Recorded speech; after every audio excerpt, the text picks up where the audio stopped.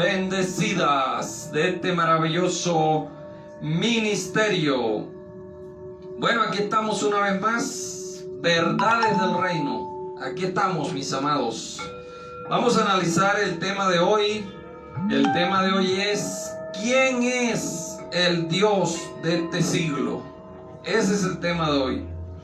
¿Quién es el Dios de este siglo que le ha cegado el entendimiento a los incrédulos? Tremendo, ¿cierto?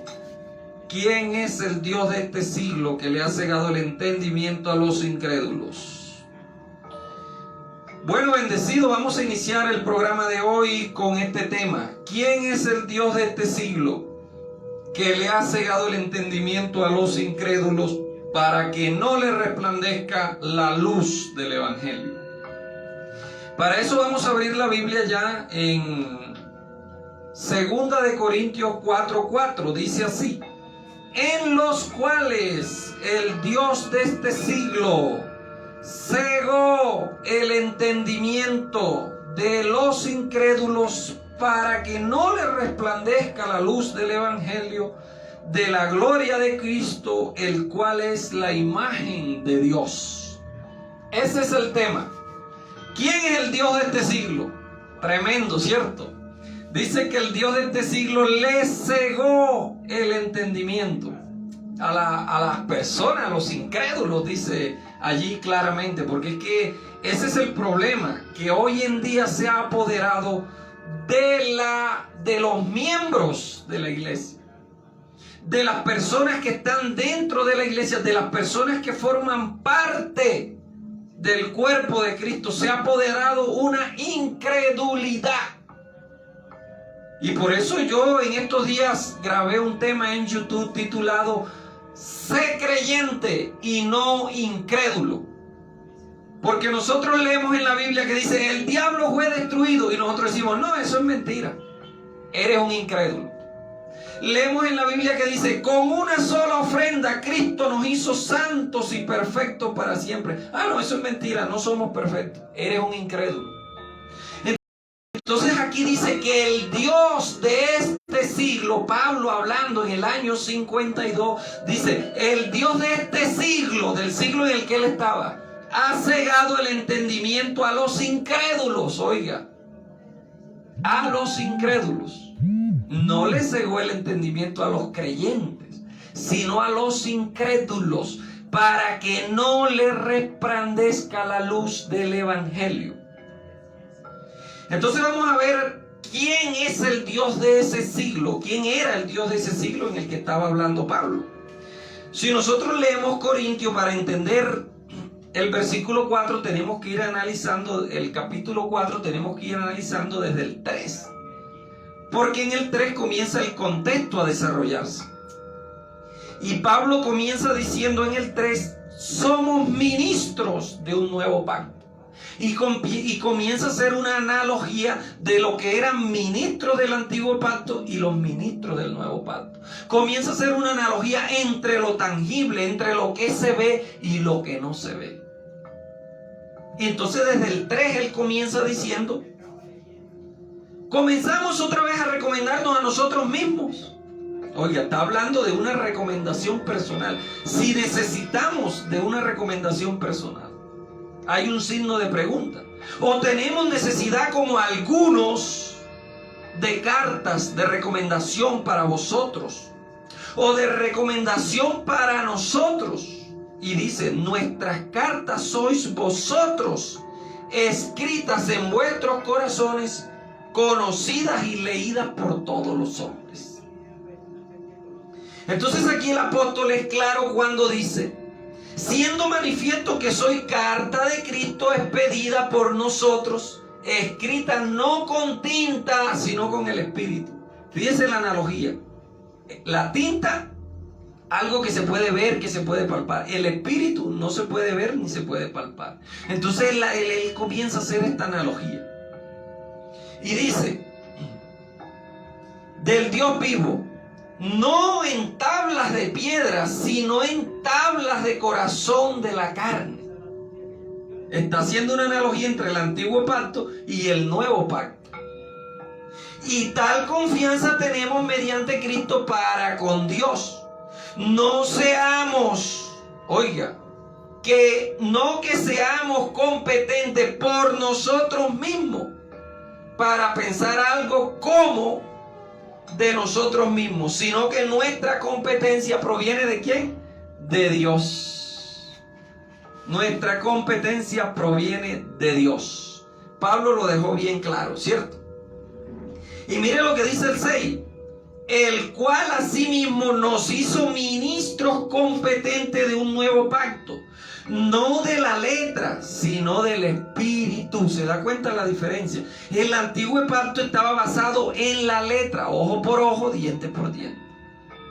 Este nuevo pacto del cual usted y yo somos ministros no está basado en la letra, sino en el espíritu. Por lo tanto, este nuevo pacto no trata con la carne, sino con el espíritu del hombre, con el hombre interior. Porque todo lo que trata con la carne es rudimento, y los rudimentos no van para esta dispensación del espíritu en la cual estamos. Mire lo que dice. Sino del espíritu, porque la letra mata, oiga, pero el espíritu vivifica. Y si el misterio de muerte, ¿cuál era el misterio de muerte? La ley, grabado con letras en piedra, fue con gloria, porque tuvo su gloria, ¿cierto? Pero ya nosotros no estamos en esa gloria, ahora estamos en la gloria del espíritu.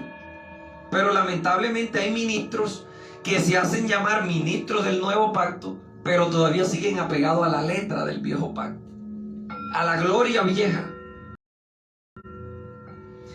Entonces dices, el ministerio de letra fue con gloria, tanto que los hijos de Israel no podían fijar la vista en el rostro de Moisés a causa de la gloria de su rostro, la cual había de perecer. ¿Cómo no será más bien con gloria el misterio del Espíritu? Porque si el misterio de condenación fue con gloria, mucho más abundará en gloria el ministerio de la justificación. Yo no sé cómo hay ministros que se hacen llamar ministros del nuevo pacto y no entienden esto todavía. Que estamos en otra gloria. Una es la gloria de las estrellas, otra es la gloria del sol, otra es la gloria de la luna. ¿En qué gloria estás tú? Pablo lo deja bien claro. Mire lo que dice aquí el 4:1.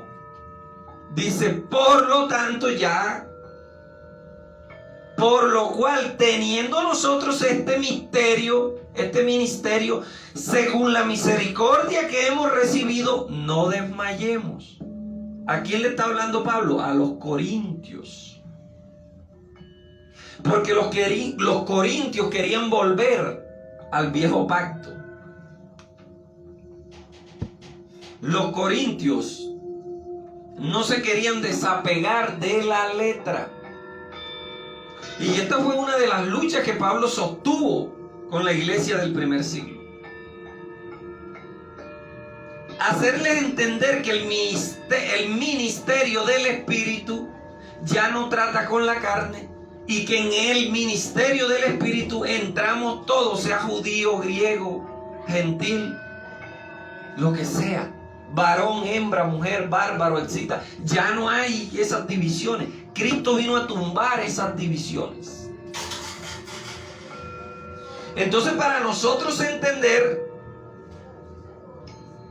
todo este capítulo 4 y quién era el Dios de este siglo, tenemos que leer hasta el 4:16. Hasta el 6 dice: antes bien, renunciamos al oculto vergonzoso, no andando en astucia, en adulterio de la palabra de Dios, sino por la manifestación de la verdad, recomendándolos a toda conciencia humana delante de Dios. Pero si nuestro evangelio está encubierto, entre los que se pierden está encubierto. ¿Y quiénes eran los que se perdían? Los que no aceptaban que Jesús era el Mesías y que Jesús era el sacrificio completo y perfecto y que ya no quedaba más sacrificio por los pecados. Eran incrédulos. Entonces, entre ellos, entre los que se perdía el evangelio, estaba encubierto. Porque no les había sido revelada esta gloria de este nuevo ministerio. Entonces dice, en los cuales ¿quién? En los que se pierden. El Dios de este siglo les cegó el entendimiento a ellos, a los incrédulos, para que no les resplandezca la luz del evangelio de la gloria de Cristo, el cual es la imagen de Dios. Porque no nos predicamos a nosotros mismos, sino a Cristo como Señor, y a nosotros como vuestros siervos por amor. Y mire lo que termina diciendo: porque Dios, que mandó que de las tinieblas resplandeciera luz, es el que resplandece en nuestros corazones para iluminación del conocimiento. Lo que hemos venido hablando aquí. A lo mejor usted no entiende estas verdades del reino porque usted no ha sido iluminado. Y a lo mejor usted no ha sido iluminado porque usted no ha abierto su corazón para que el Cristo resucitado lo ilumine. Para iluminación del conocimiento de la gloria de Dios en la faz de Jesucristo. Entonces aquí comienza a hablar ya de lo que es viviendo por la fe, y dice que no andamos por la fe. Aquí comienza a hacer la analogía de que no andamos por fe, no andamos por vista, sino por fe. Porque el misterio de condenación era una letra que se veía, pero el ministerio del Espíritu no se puede ver, no se puede palpar, porque el Espíritu de Dios todo lo escudriña, aún lo profundo de Dios, dice la palabra. Entonces, ¿cómo tú vas a ver un espíritu? Para tú ver un espíritu, tiene ese espíritu que materializarse para que lo puedas ver con tus ojos naturales. Entonces vamos a ir avanzando para darnos cuenta a quién fue que se le llamó el Dios de ese siglo, del siglo de la ley, que duró 1500 años. Porque aquí la palabra siglo corresponde a la palabra aión, que quiere decir temporada, un ciclo de tiempo. Éxodo 7:1 dice: y Jehová dijo a Moisés: mira, yo te he constituido Dios para Faraón, y tu hermano Aarón será tu profeta. ¿A quién se constituyó Dios? A Moisés. Dios constituyó a Moisés Dios.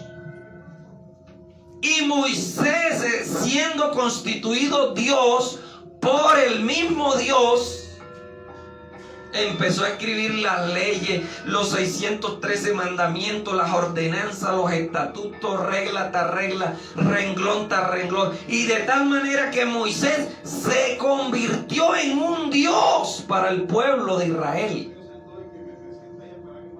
Por eso ese Dios, el Dios de ese siglo, el Dios Moisés, le cegó el entendimiento a todos los incrédulos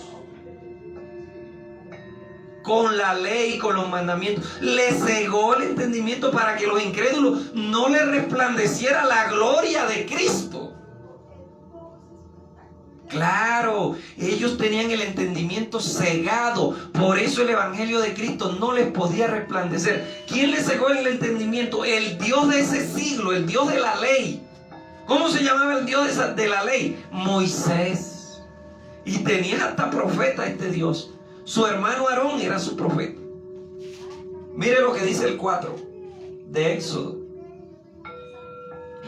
4:16. Y él hablará por ti al pueblo, y él te será a ti en lugar de boca, y tú serás para él en lugar de Dios. Hay varias citas donde dicen que Moisés era un Dios. Y hay uno de los salmos que dice: Dios se sienta en la reunión de los dioses. ¿Y quién escribió ese salmo? Moisés.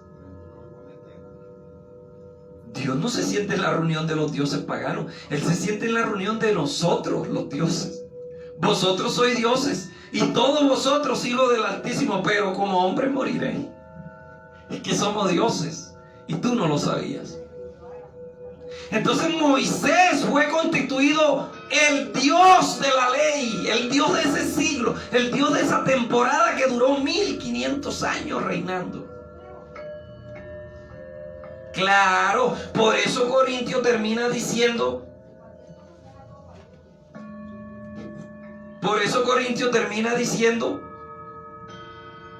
porque hasta el día de hoy, cuando leen a Moisés, el velo aún sigue en sus ojos. ¿Por qué? Porque Moisés, que era el Dios de ese siglo, le cegó el entendimiento con la ley y los 613 mandamientos. Entonces, cuando ellos leían a Moisés, nada, el velo le seguía quitado, le seguía puesto.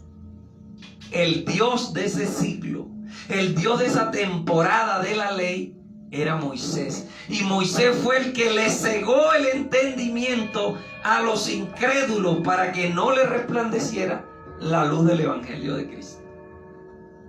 ¿Se da cuenta? Entonces a nosotros la religión nos había metido en la mente que el Dios de este siglo, y lo toman para ahora presente, porque eso fue algo que se dijo hace ya casi 2000 años, en el año 52, 1970 años. Saulo, Pablo, dijo: el Dios de este siglo, no el Dios de ahora, del 2020, el Dios de aquel siglo, del año 52, le ha cegado el entendimiento a los incrédulos para que no le resplandezca la luz del Evangelio. ¿Y quién era el Dios de aquel siglo? Moisés, con sus leyes y sus mandamientos. ¿Y quién constituyó a Moisés el Dios de ese siglo? Bueno, Jehová Dios. Jehová Dios, pregúntenle a él por qué lo constituyó. Entonces él, con sus leyes, con sus mandamientos, le cegó el entendimiento a los incrédulos. Por eso hasta el día de hoy, dice Pablo, cuando estos incrédulos leen a Moisés, el velo les queda puesto en sus ojos. Pero ese velo, que es la carne, le será quitado por Cristo. Cristo, el resucitado, es el único que puede tumbar ese velo. ¿Sabe por qué? Porque a Pablo, que también era uno que tenía ese velo, Cristo, el resucitado, se le apareció en el camino a Damasco y le tumbó el velo de los ojos. Y dice la Biblia que Saulo sintió que escamas cayeron de su vista y recobró la vista de nuevo. Tenía un velo espiritual. El Dios de este siglo, el Dios del siglo de él, había cegado a Pablo también. Y Pablo respiraba aires de amenaza contra los que en ese tiempo estaban confesando que Jesús era el Mesías. Pero ese velo le fue tumbado por Cristo. Por eso dice la palabra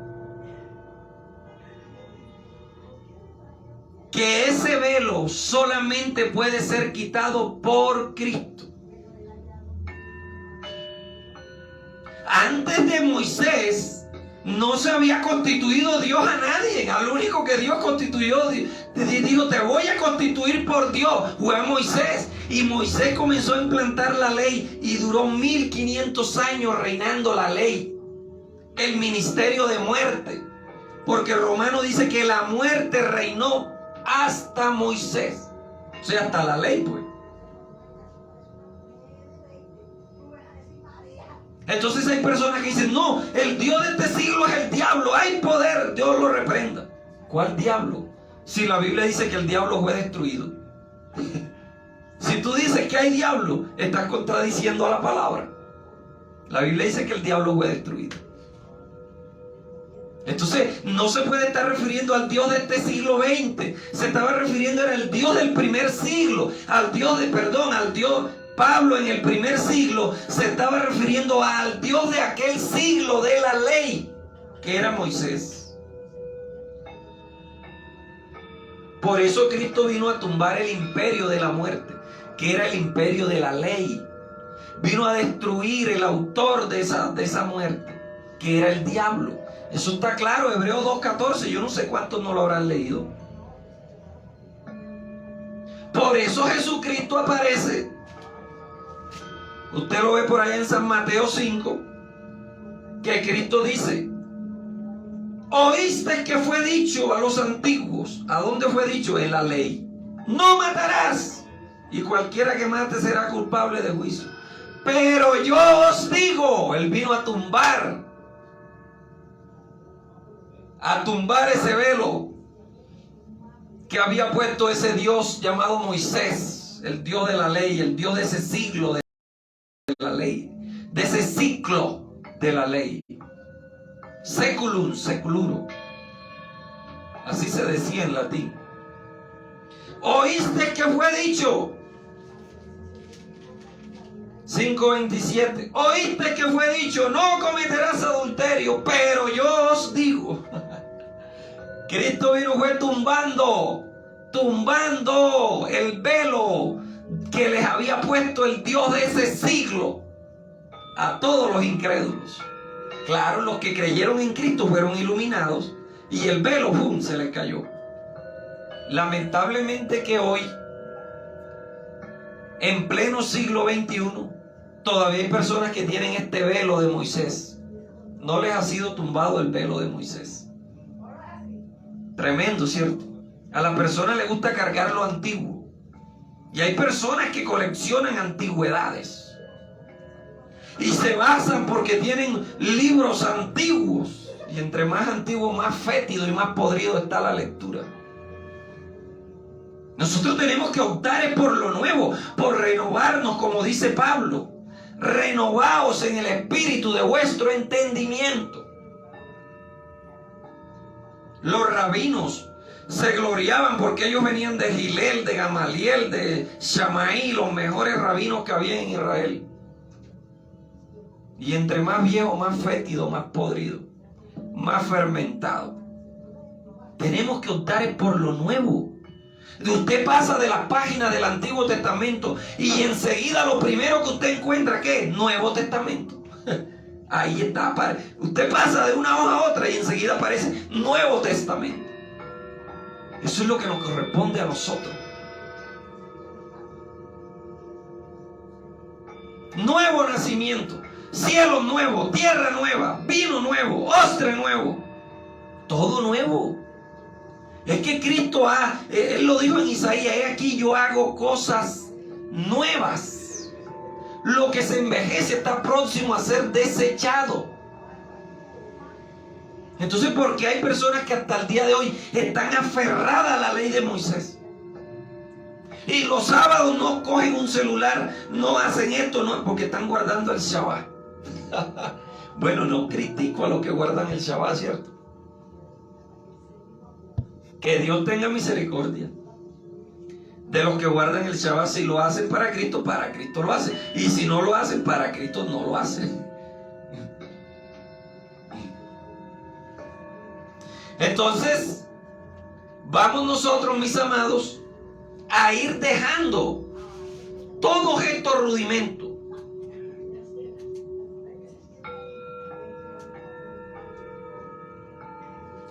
Sabemos nosotros que el que no cree, como dice Jesucristo, ya ha sido condenado. ¿Condenado a qué? Bueno, a no creer, a su incredulidad, güey.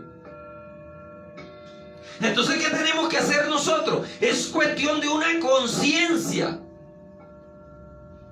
Jesucristo dijo: oíste que fue dicho, pero yo os digo que cualquiera que mira a una mujer y la codicia en su corazón, ya cometió adulterio. Jesús quería dejar bien claro que ya no es cuestión de un mandamiento escrito en letra que diga no adulterarás. Ahora es una cuestión que no se ve, es una cuestión de conciencia. Y el Señor Jesucristo vino a librarte y a darte una nueva conciencia. ¿Se da cuenta? No adulterarás. Estaba escrito en un papel. Pero ahora no, ahora solamente con verla y codiciarla en tu corazón ya. La conexión es directa con Dios. Tú no tienes que andar buscando intermediarios, que un pastor, que un rabino, que un maestro, que un apóstol, que un profeta te guíe. No. Entremos confiadamente al trono de la gracia por el camino vivo y nuevo que Él nos abrió a través de su velo, el cual es su carne. Claro, la carne es un velo. Mientras tú estés en los rudimentos que tratas con la carne, vas a tener un velo puesto y el velo no te va a ser quitado. 2 Corintios 4:18, mire cómo termina diciendo: y todo esto proviene de Dios, quien nos reconcilió consigo mismo por Cristo y nos dio el ministerio de la reconciliación, que Dios estaba en Cristo reconciliando consigo al mundo. Todo esto proviene de Dios. Dios permitió que el Dios de ese siglo llamado Moisés le cegara el entendimiento a los incrédulos. Pero gracias a Dios, hoy a nosotros hemos sido iluminados, hemos sido renovados en el espíritu de vuestra mente. Yo los invito para que usted se renueve, amado, amada que me escuche. Si usted no se renueva en el espíritu de su mente, usted va a quedar siendo una persona obsoleta. Así de sencillo. Entonces dice, no, es que tenemos que andar por las sendas antiguas. Y hay una iglesia por ahí que se llama las sendas antiguas. Porque Jeremías dice, parado en las sendas antiguas y andar por ellas. Eso no es así. Jeremías lo que está diciendo es, párense en la senda antigua y miren los caminos. Miren cuál sea el mejor camino y anda por él. ¿Cuál es la senda antigua? No como la que andaron vuestros padres. La senda antigua era que se desviaban y adoraban a Baal todo el tiempo. No, nosotros tenemos que pararnos en los caminos, pararnos en la senda antigua y mirar el buen camino. ¿Cuál sea el buen camino? Y andemos por él. No por la senda antigua. La senda antigua era de perdición.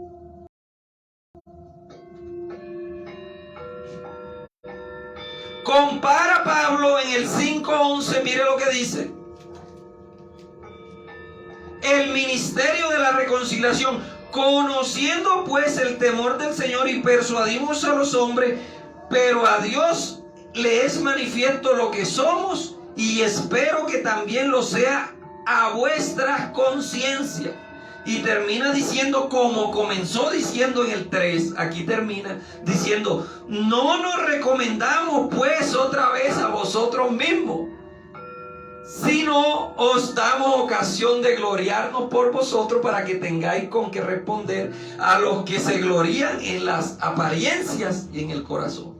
Porque si estamos locos, para Dios lo estamos. ¿Se da cuenta?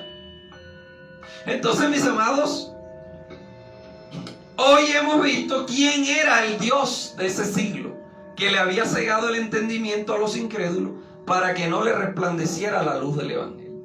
¿Quién era el Dios de ese siglo? Moisés, con todos sus estatutos, sus leyes y sus mandamientos.